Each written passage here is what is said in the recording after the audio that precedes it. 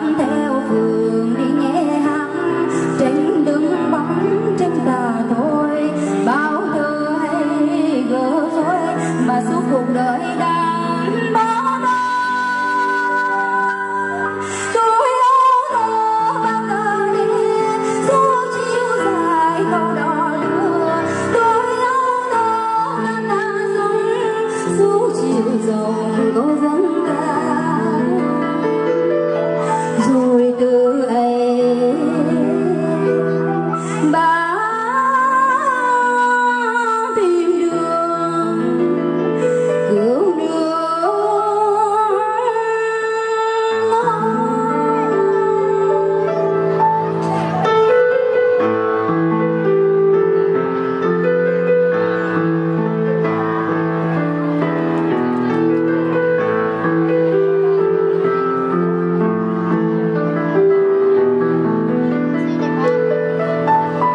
Đêm chân lên nghe tiếng đò đưa nắng rất gần, nhớ chuyện người nơi xa xưa bác lớn lên trên khi đất mềm.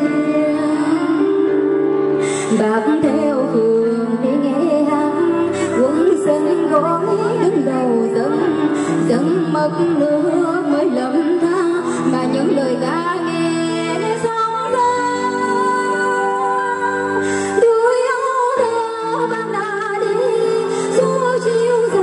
Câu đò đưa tôi áo thơ bao la sóng suốt chiều dòng câu dân ca.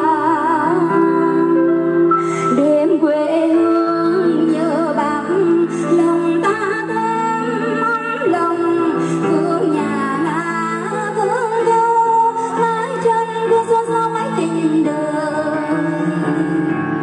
Xưa theo phường đi nghe hát nay bác đã cho đời ta ôi câu ca độc lập tự do mà nay toàn dân ta hát vang. Nỗi ước mong thơ xưa đã đến rồi ôi giang dở, nay hát câu đã đưa thế trời đẹp.